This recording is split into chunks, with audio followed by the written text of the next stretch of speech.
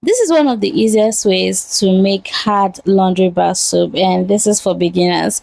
If you're a beginner and you want to try bar soap, you want to learn how to make bar soap, but it's not always coming out hard, try this method. It's super easy and simple. Now, if you're interested, all you have to do is to watch this video to the end. Now, let's get down to business. Welcome to the Naturally Gifty Vibe, trainer of thousands of smart entrepreneurs across the globe. From learning to create quality cleaning products, to building your brand, growing your business, and living your best DIY lifestyle. This is your calm corner for skills, beauty, health, and income.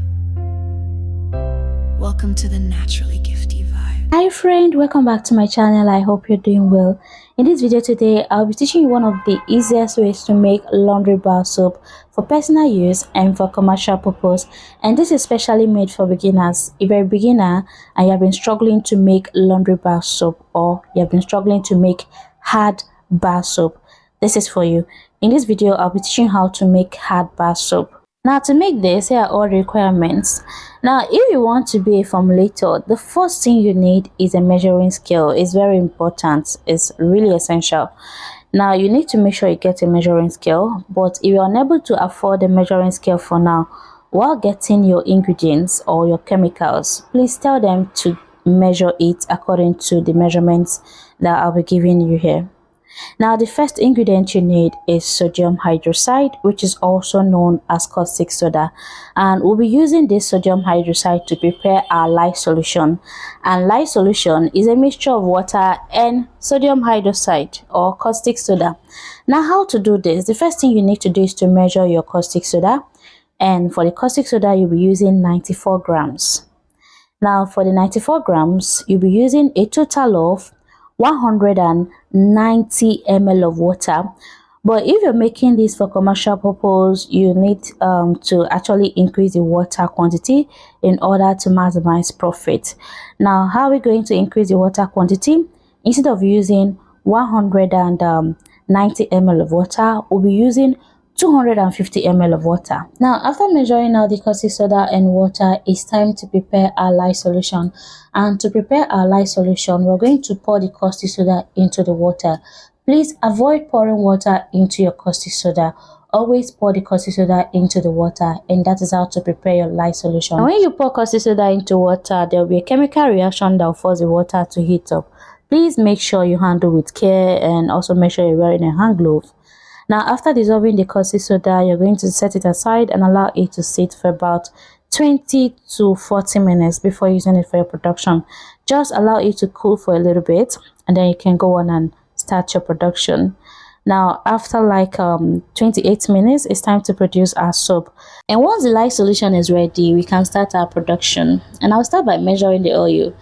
The first oil I have here is PK oil, which is palm kernel oil. And for the palm kernel oil, I'll be using 420 grams.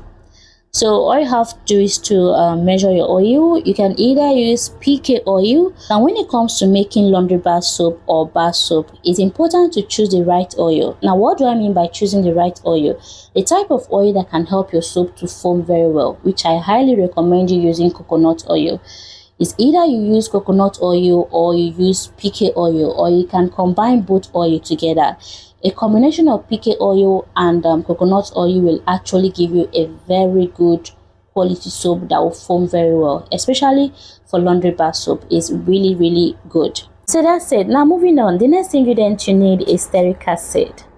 Now, remember when we measured out the water, we were supposed to use 190 ml of water to prepare our lye solution, but in order to maximize profit, we increased the water quantity to 250 ml. And if we go ahead to produce this soap without adding any agent that can help to solidify the soap, it will come out very sticky. So in order to make sure that we avoid that, we need to add a hardening agent, which stearic acid is serving this purpose. Now, stearic acid will help to increase the hardness of this soap and make it firm and long lasting, and that makes it perfect for this. Now, if you don't have stearic acid, you can use sodium chloride, which is the same as a normal table salt, but I highly recommend you doing this with stearic acid is really very good for this. Now, after adding the stearic acid into the oil, we are going to dissolve it using the double boiling method, which means to boil water with a pot, and once the water starts to simmer, you can place a bowl of your oil in the simmering water and allow the stearic acid to dissolve completely. Then you can bring it down. Now, after dissolving the stearic acid, this is what we have. And at this point, you can go ahead and add the remaining oil. Now for the next oil, I have peanut oil, which you can also use any other type of oil. You can use coconut oil and peanut oil for this, or you can use PK oil and peanut oil.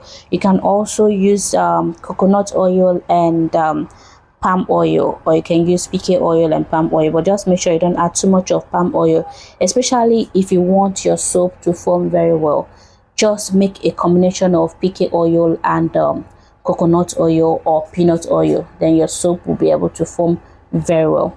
Now, if you notice, I added the peanut oil after heating the PK oil and stearic acid.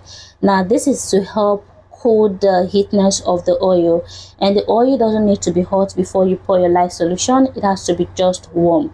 So to check your oil, just dip a finger into the oil, and when you're sure that it's warm and not hot, you can go on and pour your lye solution. And remember, the lye solution is a mixture of water and caustic soda that we prepared earlier. So now go ahead and pour the lye solution into the oil, and then go ahead and mix it with either a whisk or a spatula. Now just pay attention to this. You're going to see it's going to turn out very creamy, and honestly, this is very good, especially as a beginner. If you've been struggling with producing bar soap, just use this method. It's really very good. Now after that, you can go on and add foam booster, which is totally optional. You can do without adding, totally optional. In fact, I would actually like you to make this without adding foam booster, especially as a beginner. You might actually not know how to manage it. So all you just have to do is to just mix the ingredients together, which is your caustic soda and water, and then pour it into your oil and mix it. Then you can just pour it into your soap mold, and that's it. Don't add extra ingredients. Then in your next production, you can try adding other ingredients. Sorry, while I was making this video, my light went off. Now if you want to use exactly this method, you can go on and add foam booster. And for the foam booster, I used cocoa betaine. So I just used 50 ml of cocoa betaine. So pour the cocoa betaine and mix it, and after that you can go on and add color. Now for the color, I actually make do with two colors here. I used green and yellow because I wanted the soap to be lemon color. And for the color, I used water soluble color, which as a beginner I recommend you using oil soluble color. If you're using oil soluble color and you want to use this method, all you have to do is, after dissolving your PK oil and stearic acid, pour your peanut oil, and then go on and pour your oil soluble color. Mix it well before you pour your lye solution, and that's it. You can also add fragrance if you want. You can go on and pour the fragrance into the oil before you pour your lye solution, and that's it. So after that, go on and mix it well. Make sure to stir well until you get to this trace.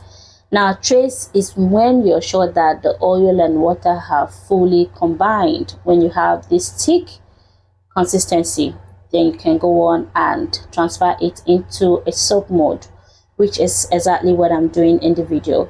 To transfer it into a soap mold, I actually left this for too long because my light went off. So before I could actually mix this, it got really thick, which is exactly what you're seeing here. But once you mix your soap batter and you're sure that the oil and water have fully combined, you can just go ahead and transfer it into a soap mold. You don't need to mix it until it gets this thick before you can transfer it into a soap mold. So that's it.